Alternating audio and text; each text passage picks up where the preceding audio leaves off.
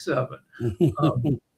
So that's thing one. Thing two is the term genocide, which has been coming up a lot with reference to Gaza. And it's an interesting term. When people hear genocide, I think most people, and I especially, Dr. Sharif says he's waiting. He's another guy who but I don't have the tools to let him into the discussion. So Mark, if you're listening, anyway, you can't hear the term genocide without thinking about the term Holocaust and the most famous Holocaust, which was Hitler's murder of 6 million Jews. And you have to mention that it wasn't just 6 million Jews. Hitler murdered 11 million people. So 6 million Jews and then 5 million other people he didn't like. Polish prisoners, gay people, handicapped people, communists. He murdered anybody he didn't like. But then you swing back around to the U.S. and we've had two Holocausts. One was Native Americans, and the other was Black people who were hauled. And the numbers killed in each of our American genocide / Holocausts, or kind of it's harder to calculate because it happened over a longer period of time. But the numbers stack up in a horrible way as comparable to the Hitler's genocide. Well, I think your comparison is very valid. That if you understand, as we were talking about, and I mentioned earlier, the whole experience of Native American people, it really was a Holocaust. And so was the whole experience of slavery. I want to go back again to the 1967 Riverside speech of Martin Luther King, in which he said there were three basic evils that he was trying to wrestle with, and that he kind of named as I guess I would call it the nerve, the vital nerve of American culture. And he said it was, as you're pointing out, materialism, or the rich and elite versus the poor, the poverty people. So materialism, racism, and war.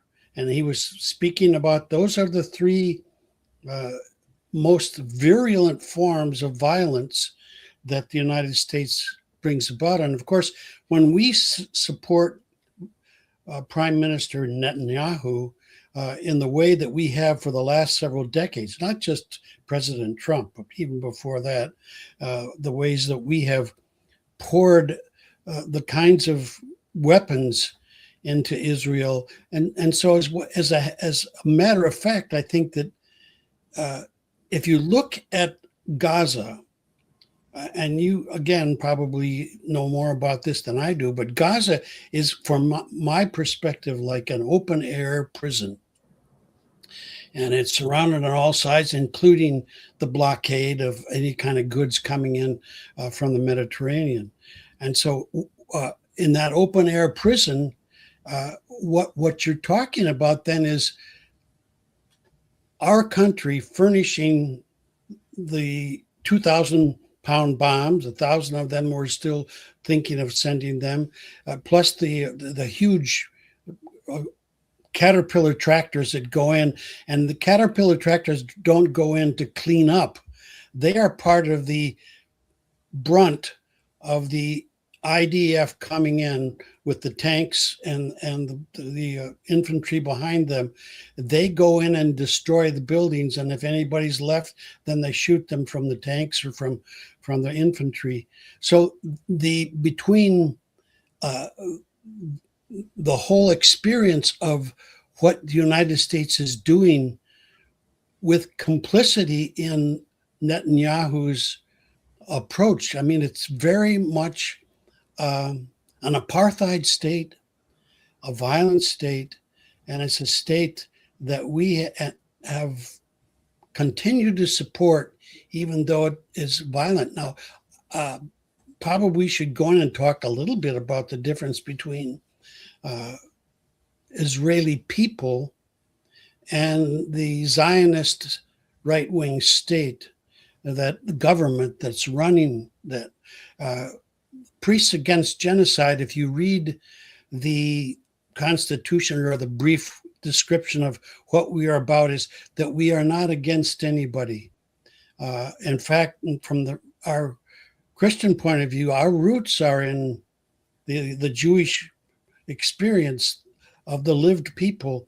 And obviously Jesus is a Jewish person. He doesn't have that white flowing hair from northern Europe or any place else. He's a brown-skinned Jew. I'm sure that if he'd have come across the Rio Grande in the last year or so, right-wing Christians would have thrown him back across the whole Rio Grande and back into Mexico. Yeah, Jesus didn't look like, if you look at historical analysis of what Jesus looked like, he was a little guy. He was maybe 5'4", which still made him pretty tall because the average height back then was 5'2". He probably had bad skin because everybody back then got smallpox, which just tears up your skin. And you were talking about his skin color. He probably had, he didn't have long flowing hair. He probably had tight kind of curly hair. But okay, so there are some, the trouble as a Jew, I'm distressed by Netanyahu and his government. The one problem, well, Netanyahu is pretty much Israel's Trump. He's waging war to distract from, he's been on trial for corruption for, I don't know, close to a decade. And he keeps holding power and continuing the war to put off his prosecution, which is similar to what Trump does to avoid, the Epstein stuff, to distract from it. And Israel doesn't have a two-party political system. They've got like a 50-party political system. It's like that parliamentary deal that England has. Mm-hmm. And to have a coalition, you need to bring all these little parties together to get a majority, which enables you to govern. And sadly for Israel, Netanyahu has formed a coalition with the worst, most right-wing, most anti-Palestinian, most violent parties. So it's Netanyahu who's bad in league with people who are even worse, because to the west of Israel, you've got Gaza, which is 150 square miles, which is nothing, smaller than any of our states by far, smaller than a lot of our cities, this little strip of land. But to the east, you have the West Bank, which is, everything's confusing about the situation. Why is it? Because it's the West Bank of the River Jordan. They really should call it like they call it East Jerusalem. But anyway, over here, you've got Palestinian people who've lived there for centuries being encroached upon violently by ultra right wing. They would be the MAGAs of Israel, Israeli settlers who just go ahead and beat up and shoot the Palestinians and take their land. And Israel is justified in feeling threatened by Hamas, which governs Gaza. But there's really no threat on the West Bank from the Palestinians there. And so, Israel is behaving terribly. Hamas, which governed Gaza, they behaved terribly. They went ahead. Now 2.5 years ago, they slaughtered, I think, 1,200 Israelis in a sneak attack. And then we get back to the term genocide. So, with the Holocaust, Hitler's Holocaust, it was very clear it was a genocide in that you had 6 million Jews and 5 million other enemies of Hitler just straight up murdered in roughly 3 or 4 years. But the what happened in America is you kind of had a rolling Holocaust with the Native Americans. It rolled out across 2-3 centuries. Slavery rolled out across 2.5 centuries, and so it wasn't as clearly a slaughter because people survived. The Native Americans kept making more Native Americans, so it's not like they were all wiped out like the Jews of Europe were.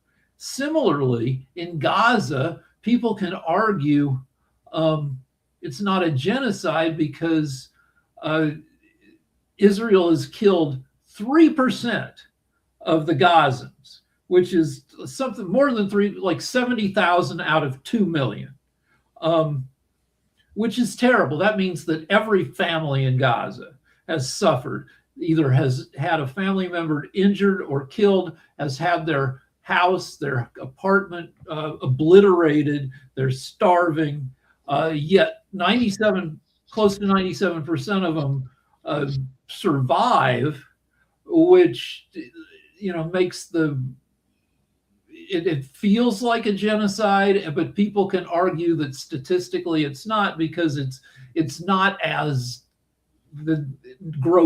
it's grotesque, but it's not as grotesque as Hitler's murder, and the confusion helps kind of bad people continue to do bad things.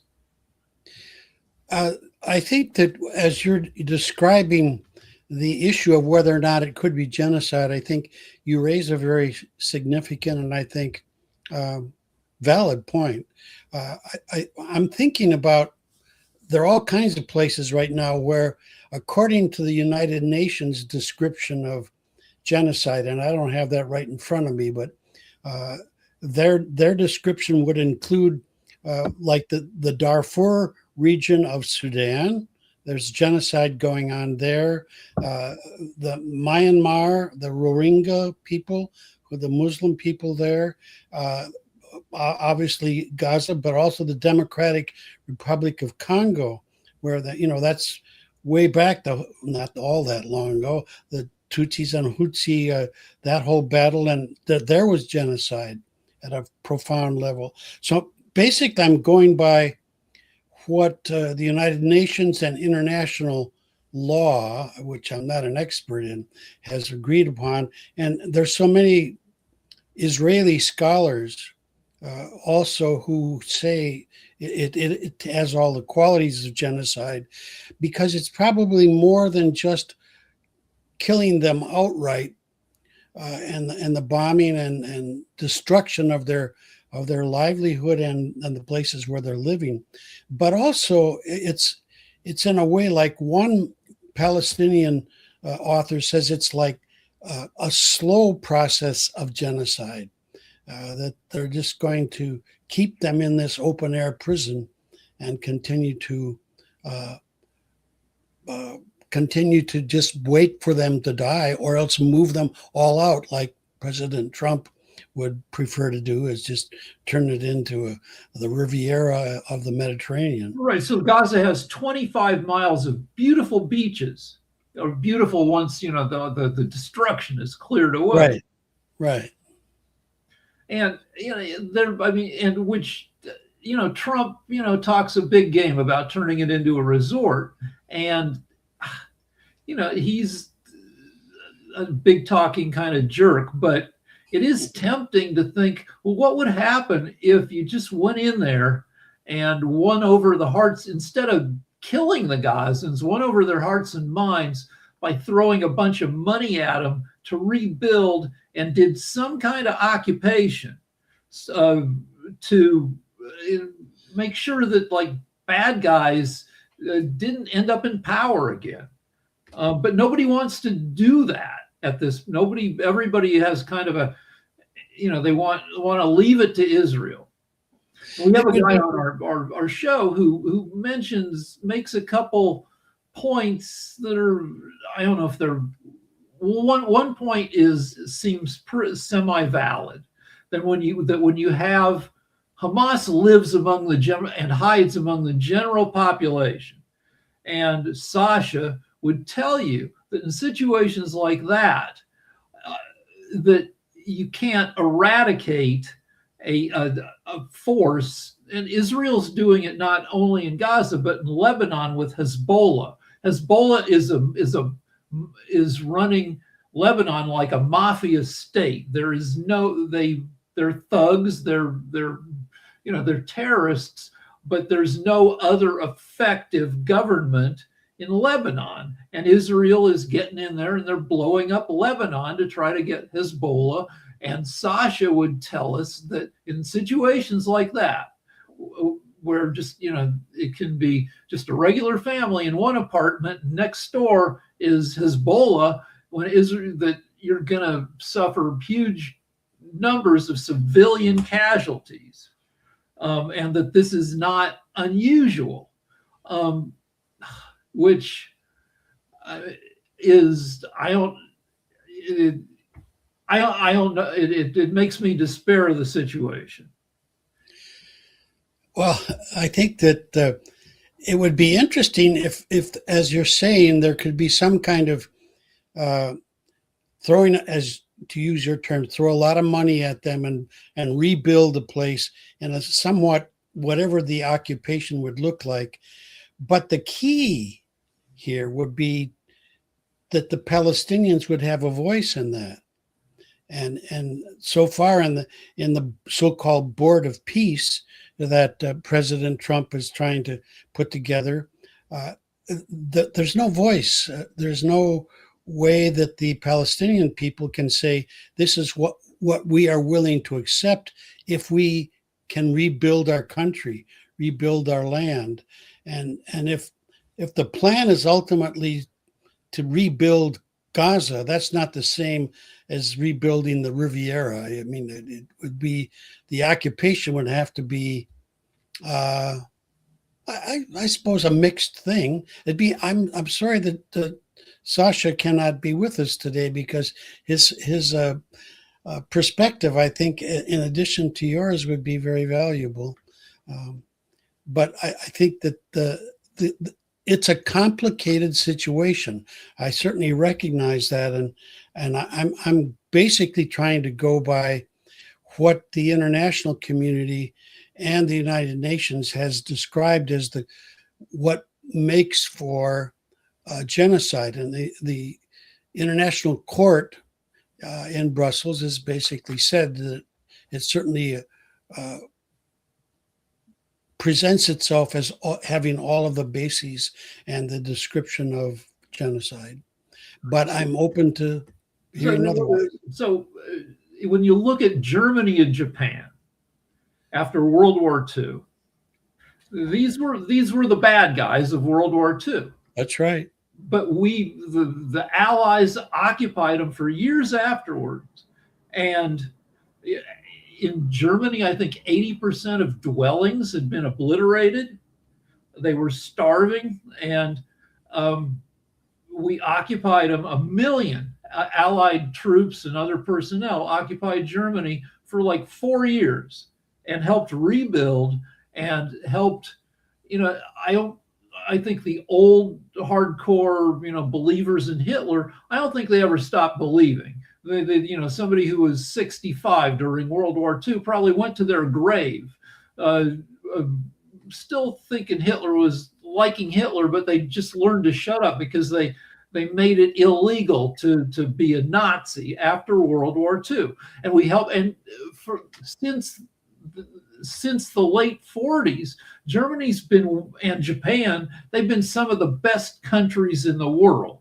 Like well-behaved, strong economies, deploring what happened during World War II. But we got in there and occupied them. Gaza has had terrible political leadership since Israel became a nation in 47 or 48. And yeah, money was thrown at Gaza, and Hamas took all the freaking money. And Hamas was able to win the last election they had, which was decades ago, I think, because the previous government did the same thing. They kept all the money for themselves. So terrible government, never an effective occupation that was dedicated to the people of Gaza. Israel got in there with maybe 8,000 people, occupied them for years, but not enough people and not the right, not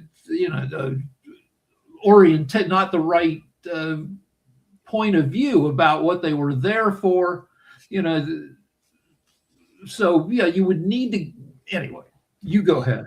Well, I think what you're talking about that made the difference in the so-called good war, and I think that at that point, with fascism, with Nazism, and also with communism, with the Soviet Union at the time, were all both authoritarian police states, fascist states, Germany and Russia.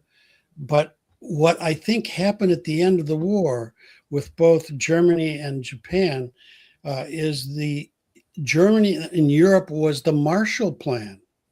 And the Marshall Plan was, I'm thinking right now, what if the United States, instead of attacking Iran, like we've done, said, what if you agreed, according to the agreement we already had under President Obama, if you agreed not to enrich any more uranium and build a nuclear bomb, we'll stop the sanctions, we'll support your people, provided you also work toward a more democratic government.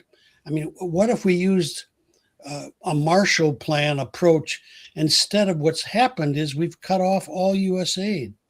I have close friends in Catholic Social Service and Catholic Relief Service who were all over Africa, all over South and Latin America working, and all of a sudden the people they were serving, whether it was in medical areas or developmental areas around helping with farming and agriculture and starting to build an infrastructure, whatever that might be, that when that came to an end, it was like the United States was one more step in losing credibility, one more step in saying, well, maybe they are not really the land of the free and the home of the brave. Well, Trump, I believe, is our deadliest president. That more people have died because of Trump's actions, inactions, and policies than under any other president, including wartime presidents. You talked about Trump scuttling, just destroying U.S. aid, which was us reaching out to the world, not even spending that much money to like provide AIDS medication. And so U.S. aid has been gone for more than a year now, I think. And Yes. Hundreds of thousands of people throughout the world have died because of U.S. aid going away. They have. And I think that is such a tragedy because it was one way that we as an imperial, I think, I hesitate to say that, but I think in some ways we are an imperialist a presence in the world right now.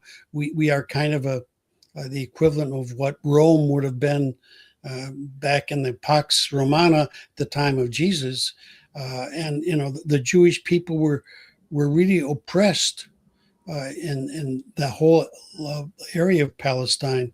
And so I think that the possibility of moving toward a more integrated approach to peace here, Trump has not been any help, as you're pointing out. I did not know what you just said about more people have died. Well, I'm making an unfair deal. So during Trump's first 4 years as president, 1 million more Americans died than during 4 years under any previous president. Only a third of that was due to the U.S. just being a bigger country with more people to pass away. A lot of it was COVID, and I believe between 1.2 and 1.5 million Americans died from COVID, which is more than the number of Americans who've died in all of our wars combined. And, if there were a different president, would COVID have been, I believe it would have, any other president, that death toll would have been maybe half of what it was under Trump. But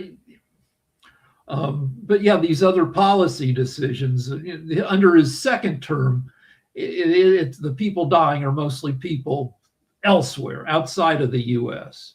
The U.S. has 800 military bases on foreign soil. Yes. Under previous presidents, we were an empire, but a more benign empire. Now the U.S. has a checkered history of meddling with other countries, but we've also been generous to people because it worked for us. The other people on this channel will tell you that after World War II, America had half of the world's manufacturing capacity because Europe was in ruins. We owned the world, and it worked for us for decades. That we were the world's friend. The Marshall Plan was basically saying to Germany, well, we blew you up, we reduced you to rubble, now we're going to help you rebuild. And they did like amazing things like the Berlin airlift, where Berlin was starving and was also kind of occupied by the Soviets, and it was hard to get the food there, so we just flew in a bunch of cargo planes and just brought in hundreds of tons of food to the starving people of Berlin. As much as we had a great victory in World War II, we had a great post-war victory. That's a good way to put it. I mean, I keep thinking about all the billions of dollars that we've already spent just destroying people and places in Iran. And what if that was used for the purpose of good medicine, or trying to work out some kind of equality in our country? I mean, to go back to the three basic, whatever you want to call them, the three basic evils that the United States is basically living with in terms of the militarism. I mean, everything about our culture ends up being militarized. ICE becomes a kind of a proto-military presence out in the cities. As kind of a reminder that if push came to shove and Trump actually went and said, this is an emergency, I'm calling out the army, what would prevent that? I mean, that would be something. He did that. He rolled the army into LA, which didn't work for him because LA didn't like it, didn't take kindly. It just didn't, because there was nothing to sick the army on in LA. The worst thing that happened in LA, like Trump was saying, riots, they're burning down the city. The worst thing that happened is people would call Waymos, which are these driverless cars, to show up to protests and then burn up the cars. So the worst thing that happened during the unrest in LA was 5 Waymos got burned up, which compared to actual riots, because LA from time to time has had actual riots, including after George Floyd. George Floyd, a bunch of businesses and a bunch of police cars got destroyed, way more than 5 driverless Waymos. So Trump looked ridiculous for doing that. I think that also, I just want to switch here a little bit to talk about kind of the personal and interpersonal impact of violence in our country, and beyond what we export and what we inflict, if I can use that term, on the rest of the world. I think that there's so much suffering, so much violence in our world, that I really think that most of us, and I include myself because I can only handle so much. I get compassion fatigue or whatever you want to call it in terms of people become numb. Uh, and I think there's a kind of an emotional jet lag. We never quite catch up to ourselves enough. Like the violence that's going on in our country, even before the correspondence dinner, they're all, the place, Indiana University, there was this killing of this father and murders his wife and kills all the kids down in Shreveport, Louisiana. All of that was going on, and it got eclipsed by what happened at the correspondence dinner. But that's a reality. There's just within the 4 months of 2026, we have more than 200 mass shootings in this country, and we've become a country that responds violently, but we've become numb to it. And it's like people say, okay, well, they blew up all these cities in Iran. Okay, what's going on in sports, or what's the channel selling goods all about? I think we get so numbed out that we become incapable of what I think is so important. Instead of just being angry, underneath a lot of that anger is profound grief.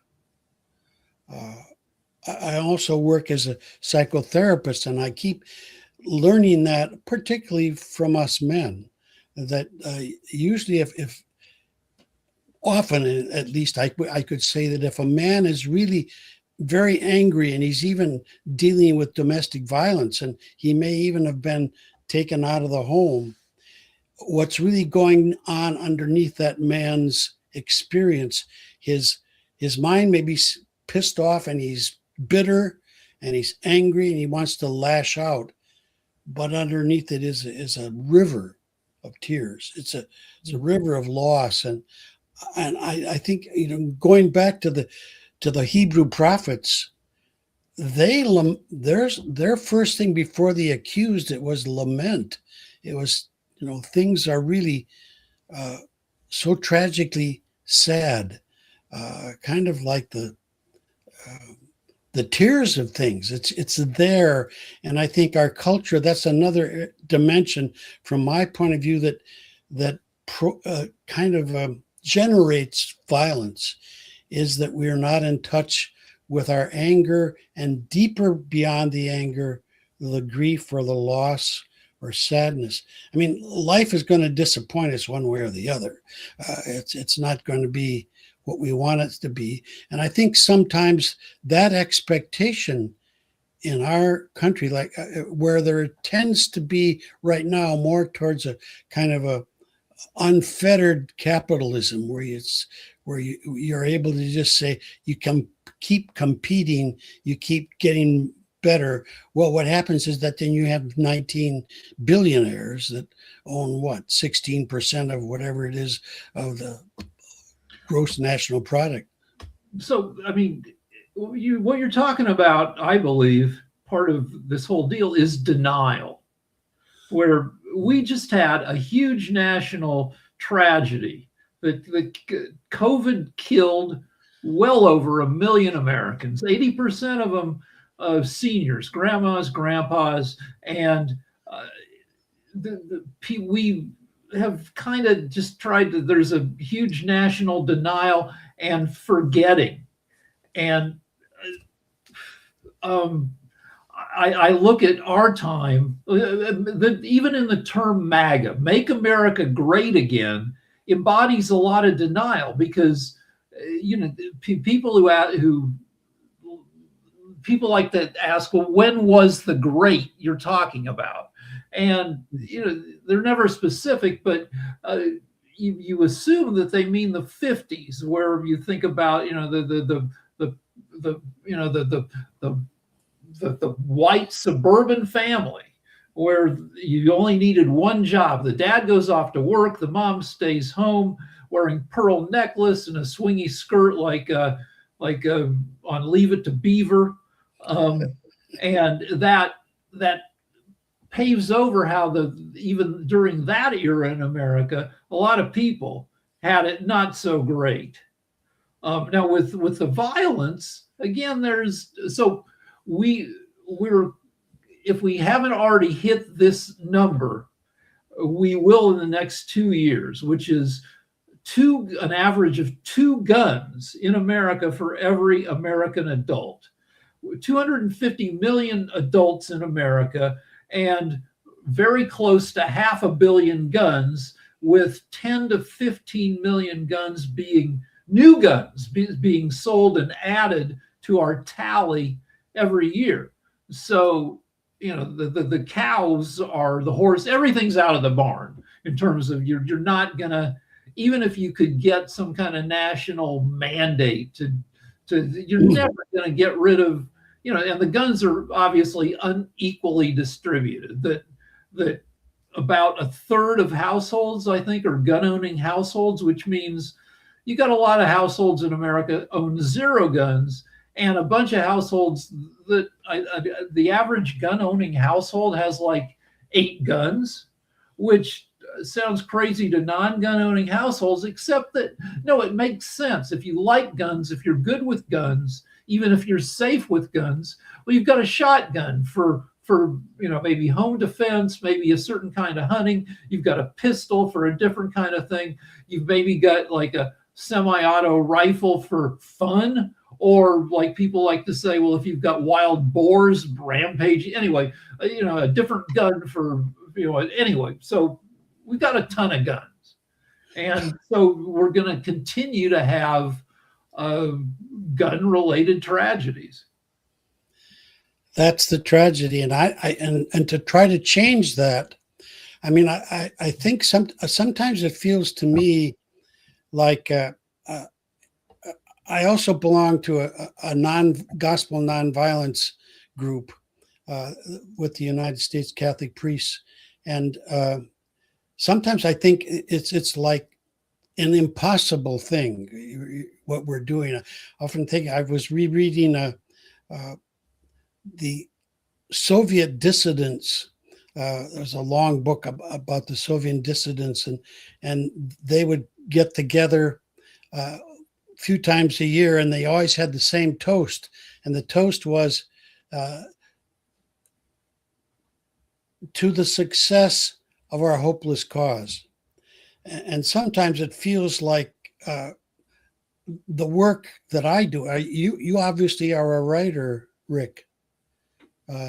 And it sounds to me like in your writing, the one you were describing, the novel you're working on, are the 2 images of Jesus, kind of the parallel ones that Jesus of kind of the nonviolent, forgiving enemies, and then the Jesus that comes back from the so-called Book of Revelation with a sword coming out of his mouth, and he's, in contemporary terms, he's with an AK-47, and he's going to. The Book of Revelation said there will be blood up to the chests of the horses.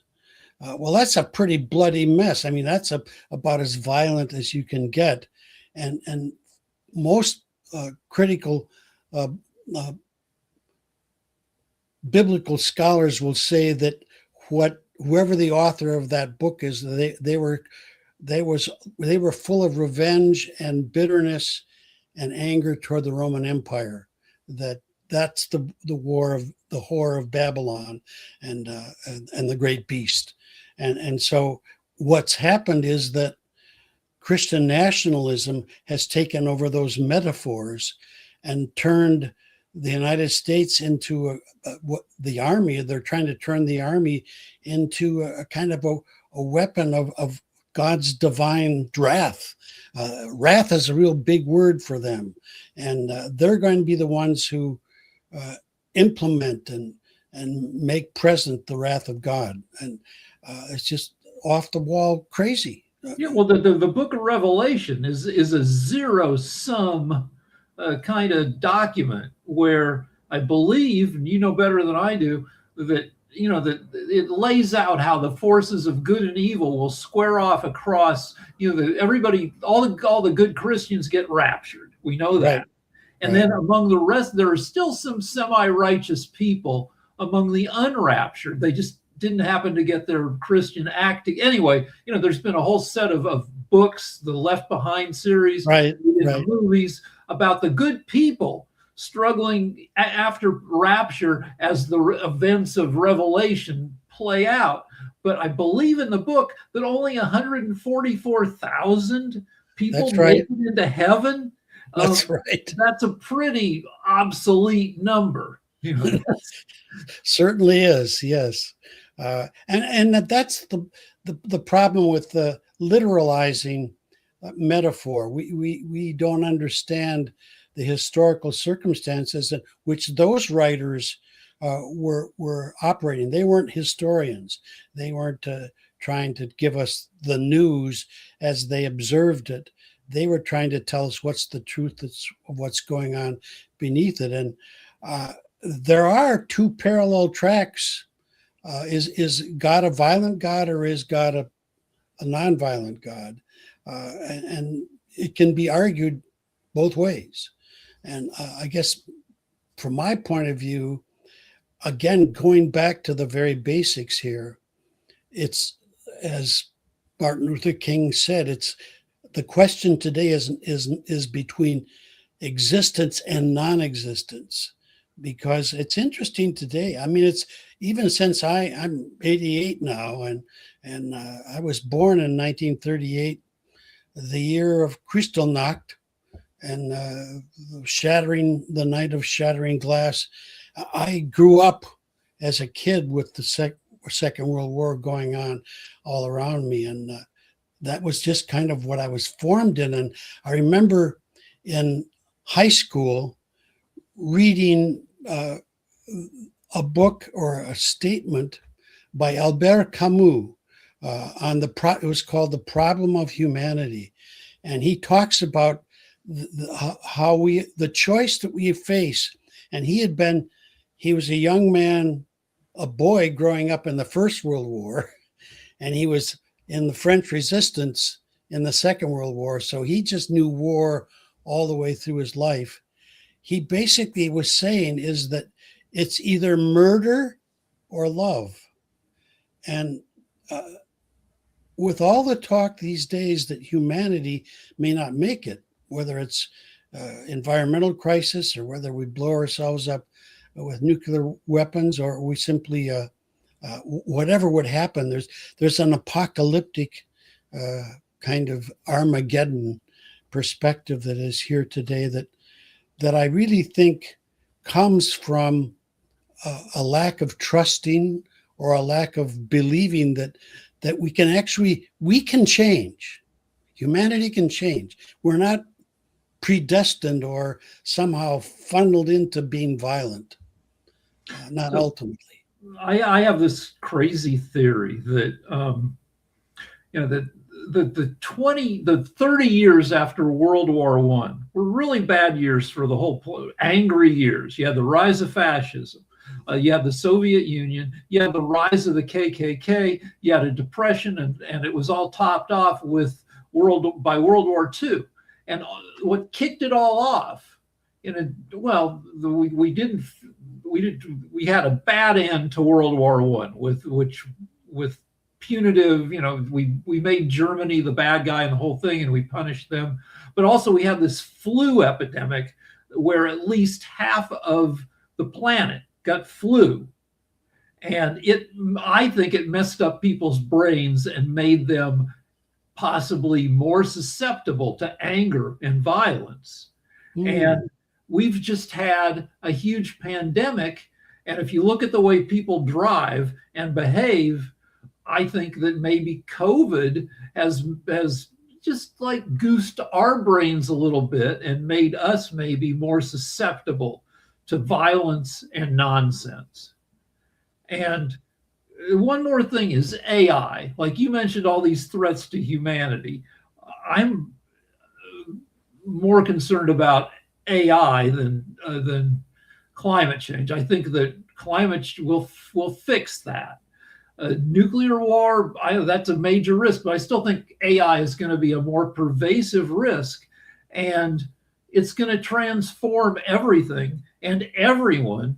And we have to figure out how to incorporate humanity and ethics and give ourselves a soft landing, is what I call it in my novel, where how can we transition to this weird new future without apocalypse? Wow, you put that well. I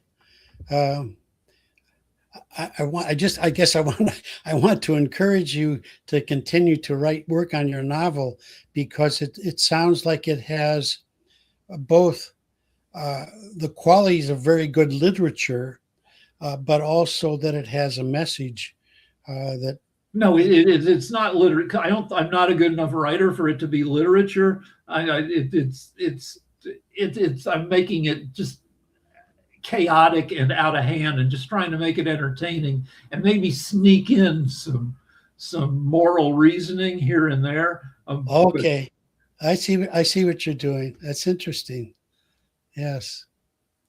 I have another meeting. Okay. Was this program I was supposed to be about an hour? Yeah, we've been talking, we've gone over, and I don't really know how to end it except by clicking out of the thing. But yeah, we should probably sign off. And thank you for your discussion, and let people know how to find out more about Priests Against Genocide. They can do that right now. Either contact me, and I don't have I can give you my phone number. I can give you also what if I give you my email address? That's better. Yeah. Okay. Yeah. I think I'll give the email address. That would be the name that's there. It would be John L. as in Lewis, John Lewis Heagle at gmail.com. Okay. So that's as simple as my name, but just add the L. All right. Thank you. And I don't know how many people are watching. That's one thing about these shows. We don't know whether it's 300 people or 3,000 or just 3. So, but the other thing that they can do is just Google Priests Against Genocide, and if there happen to be any priests out there who are listening to this, we would certainly welcome you joining us. And at the end of any and one of those Priests Against Genocide in Google, you can find the place to click and you can join it. So please do. Thanks so much, Rick. Thank you, John. I really enjoyed the conversation today. Me too. Thank you. Okay. Yeah. Bye-bye.